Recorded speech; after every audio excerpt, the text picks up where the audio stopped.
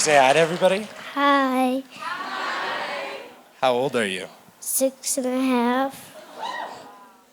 And what's your favorite thing so far about being here?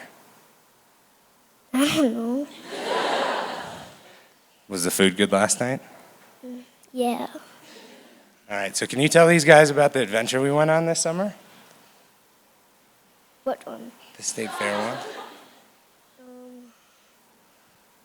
I don't know what to say. Well, what superheroes did you get to go with? Spider-Man and what was the other one? Iron Man Iron Man and Captain America. and Captain America. And you got to play all those games and stuff? Mm. And we got to meet a Vikings player. Oh my God. I don't remember his name either. Where's your dad? Is he gonna come up? You want to introduce him? Say, as loud as you can. All right, introducing Matt Kelly.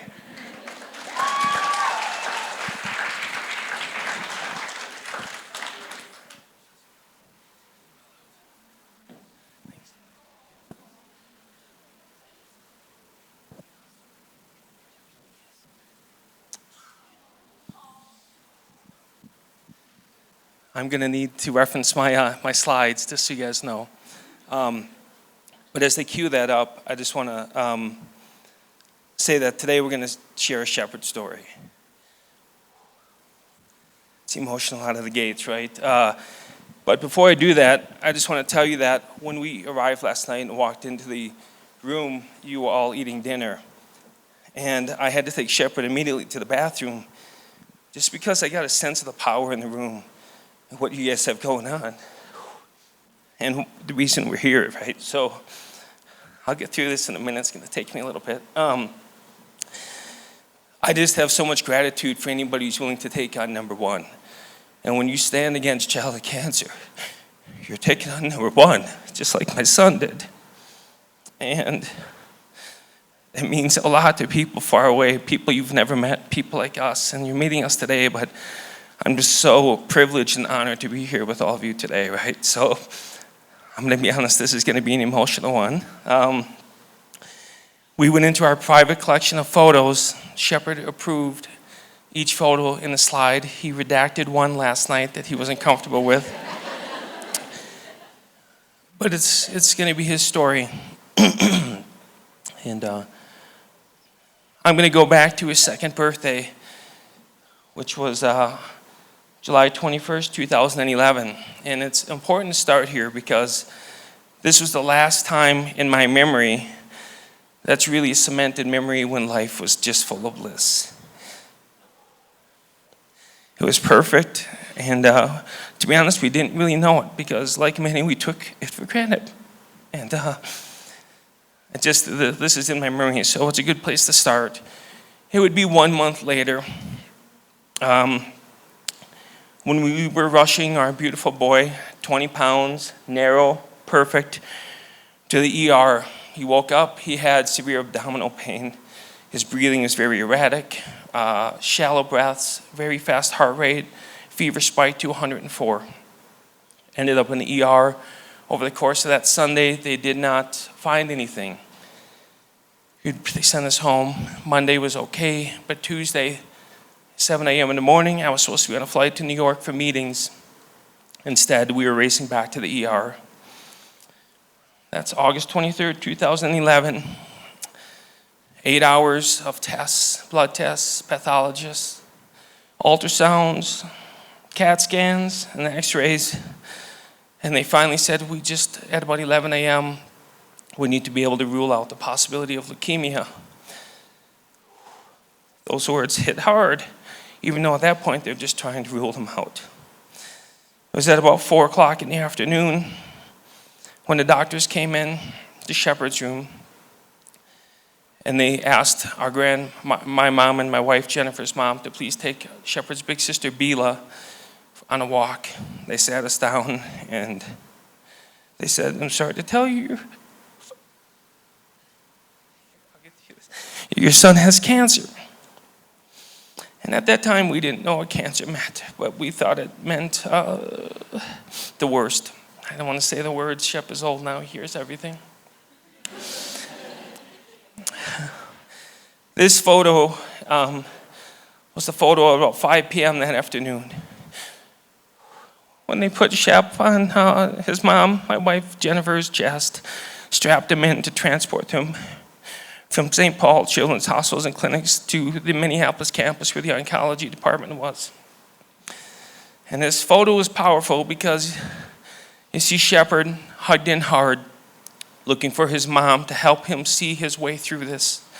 And if you look at my wife's eyes, and she was not happy I put this picture in there, but I did anyways, that's the look of a mom who would do anything for her child. But she knows the situation is bigger than she can do alone. So it's a very powerful photo for us. I had to run home, get our house settled, send our daughter off to her grandmother's. So for the first time ever, our family was going in different directions. And Jennifer had never been away from any of the kids, and now Bila was going to stay with grandma. So we felt very disjointed at the moment. I live 6 blocks south of the University of St. Thomas in St. Paul, Minnesota. And when I was driving to the hospital to connect with Shep, my tears were so hard. I was talking to my mom, telling her what the process was going to be. I actually had to pull over. And when I got to the hospital, I walked in, and this was the first thing I saw. Shepard had already adapted to his new world and his new situation. He had a smile on his face. He was coloring with his left hand. This is the first time he got chemotherapy. It was the next day, and you can see he had the fierceness and the fear, and I think he knew what he was up against in this picture. And he was ultimately diagnosed with B-cell acute lymphoblastic leukemia, which is what you guys are helping fund, right? So what you guys are up to, what you're donating on behalf of CureSearch for, is exactly fits with our world. So this is a deep, deep personal connection here. Over the course of the next 7 days, he would get lots of tests, lots of hard work. The idea was to put that cancer into remission within that first month. Shep is so connected with his big sister that the bed became a place for them to play, again, adapting. This picture was the 3rd day in, and we finally got to go outside. They won't let me go outside for a few days. There's a 2nd floor playroom at Children's Hospitals and Clinics, perched up above the street, pretty private. Only 1 or 2 families can go out there at a time. They're very restrictive on any potential infections. Shepard just had a port in his chest, still had stitches in his chest, and he's running around the playground almost giving me a heart attack, and he would come down the slide, and that was the smile on his face. And I get these glimpses of the possibility that we're going to get through this. And he's 2, and he's going to lead the way.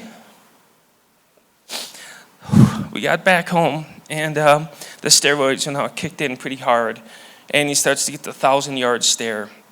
And I don't know if many of you are familiar with the treatment, but the first 30 days is 30 days of steroids. And a significant physical transformation begins to take place in Shep because of his eating habits from the steroids. This is just about day 15. Shep weighed 20 pounds at diagnosis. By the end of the first month, he weighed 30 pounds. If someone in this room is 100 pounds, imagine gaining 50 pounds inside of a month. The kisses stopped. He shied from pictures. These were rare pictures because he was so self-conscious even at 2 years of age. The eating was traumatic because he would eat, wake up in the middle of the night, have to eat. It was just around the clock. And it almost felt like he couldn't stand himself. It was very hard to watch that as a parent. Then, as time goes on, Shep adapts to more of the processes and the protocols. And we're in the hospital maybe 3 to 4 days a week, every week for the first 9 months.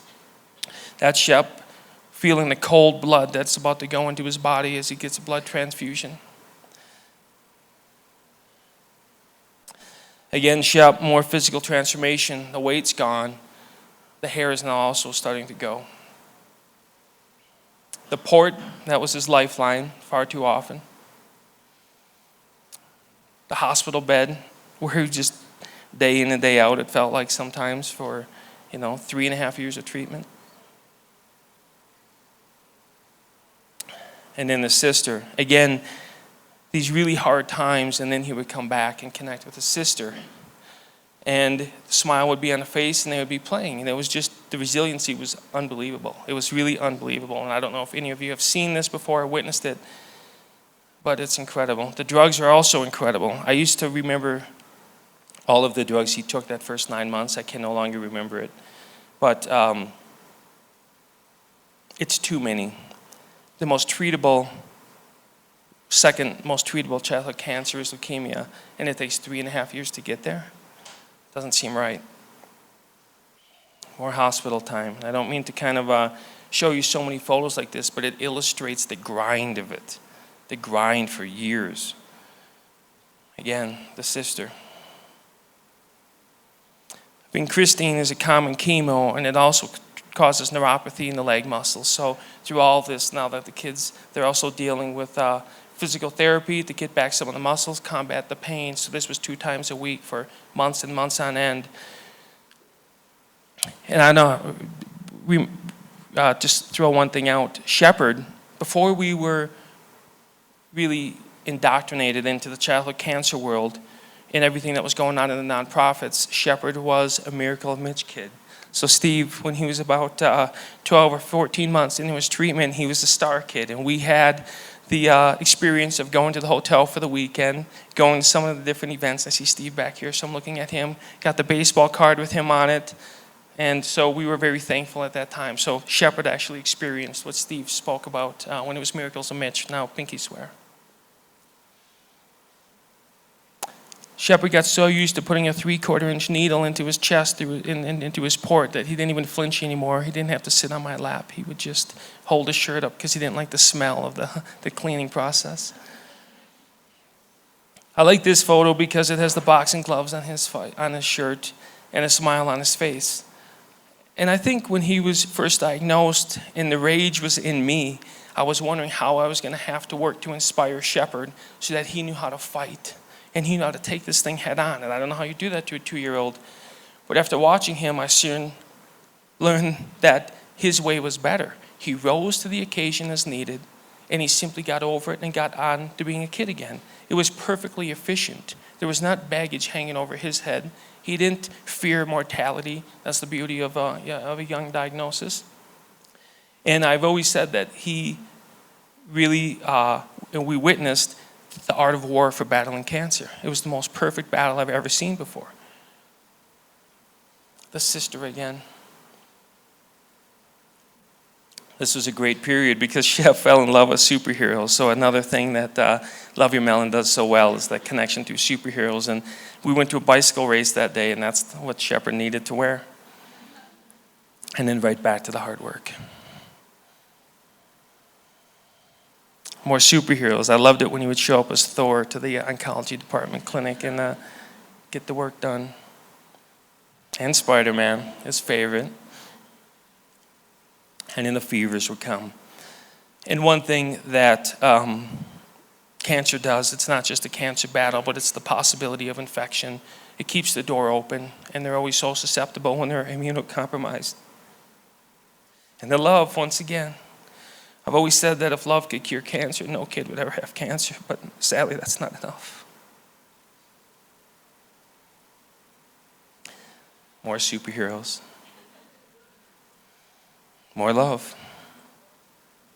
More boxing, but his way, on his terms. And then back to a procedure.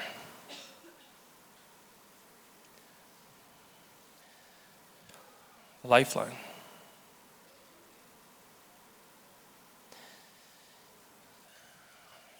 Life doesn't stop when you have cancer. And boys will be boys. Shepard was horsing around in my wife's new car, and the hatchback was open. And he took a 5-foot header out of the back of it, fractured his skull, his middle ear, broke his jaw, and broke his collarbone while he was going through treatment. And it was one of those moments where you just have to question everything. But in the ER that night, he hadn't eaten dinner yet. So sadly, it was a chicken nugget, I'll be honest. And he was eating it, and the doctor's like, he hasn't had pain med yet. And again, these kids just adapt and kind of persevere. So his Make-A-Wish trip. And this is important because it was early December of 2013. And the first time we learned that Shep was eligible for Make-A-Wish was like the first week in the hospital. And I was so furious that they said that, because the idea of Make-A-Wish to me always meant terminal. So it was one of those moments like, what? Why would you say that to us? This is a critical time. But anyway, he had an amazing Make-A-Wish trip, and he got to meet his favorite superheroes. What was also very important about this trip is very soon thereafter, Shepard. This is tough because it was a scary time, but he got very sick right on Christmas Day, and we were in and out of the hospital for the week leading up to New Year's, and we had no idea what it was. And they started to fear reoccurrence, relapse, and they started doing all the tests. They couldn't figure it out. We're now 10 days in the hospital, and they finally went in and they did another bone aspiration to look into his bone marrow to see what was going on. And what they ended up finding is something called histoplasmosis, which is a fungal infection endemic to the Mississippi River Valley. 80% of the population in the Twin Cities have had it. It's the weekend cold or the cough that you had, and then it goes away. Shepard's went full body. It was called disseminated histoplasmosis. His body also reacted so severely to this infection that he went autoimmune, and his body started to attack itself. HLH, hemophagocytosis, a Latin lesson today. And so we were 23 days in the hospital, some of it in the ICU. His liver began to fail, so they prepared us for a liver transplant. His heart went into arrest because of his potassium spike, and his electrolytes went awry. He was moved into the ICU, and they were worried about keeping it going. I always felt like I could judge the severity of the situation by the number of bags and pumps that were going at any one time and the amount of equipment that was hooked up to his little body. He stopped being able to walk for days and weeks. He stopped talking. All he wanted to do was hold our hand day and night. And one time, holding our hand, it was late at night, he told me, "Dad, I'm scared." Sorry, I'm sharing some deep things here, so it's very hard. But I remember I wanted to say, "Buddy, I am too," but that's not the advice you can say at the time. But this picture, just to show you how my daughter was internalizing everything. She was left alone, and when we turned around, she had drawn this picture in Shep's room on the wall. One side of the face is hers, and the other side of the face is Sheppy's. And she just kind of laid it all out, and I just felt like she really understood the connection they had, and she was scared, but this was a way to tell her brother that she loved him. Again, the pumps, that was our bed. We would push it next to his, and just hold his hand really around the clock. And day by day, he picked his way through. This is our home IV tower. My wife was a nurse before we had kids, so we had the benefit of being able to do a large amount of treatment at home, which is always better. Shep would lay on the couch, and the IV would depress over 4 hours every day. And the fight would come back. And then there would be more ongoing. How you doing, buddy? You want to sit down on the step? You go ahead and sit down if you want. No, okay. The fight continued on.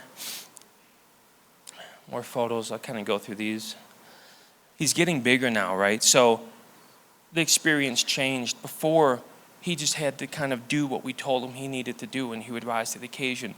Now he had a voice. He was part of the treatment process. He weighed in, told us how he felt. He articulated where he was at much better. And Shep's a cancer-killing machine. December 20th, 2014, his treatment was done. No more chemo. He would have to continue ongoing treatment for all of the histoplasmosis for another 4 months.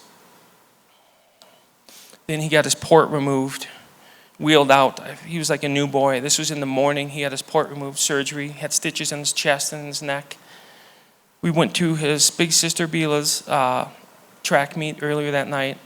I turned around, and Shep was 3/4 of the way up a 10-foot tall fence. And I immediately panicked, and I wanted to run up and peel him off. But I realized he has the right to do that. He's been through a lot, and so I snapped a picture instead. So this, to me, it was just, he's climbing his way out of the tough situation. These guys are a duo. They're a team. And together they killed cancer. And at CureSearch, we're on to something. I'm on the board of directors for CureSearch as well. And I'm all in. And you heard Dr. Siegel talk about it earlier. And about a year ago, the amazing people at Pinky Swear made an introduction between myself and Zach to see if there's a potential partnership between CureSearch and Love Your Melon. And I had no idea he was going to show up with an army, all of you guys. And I believe the people and the organizations represented in this room are going to change the possibilities and the outcomes for kids. So we are so indebted to be here. We are so amazed by what all of you are doing. And we look forward to celebrating the victories with all of you. Thank you.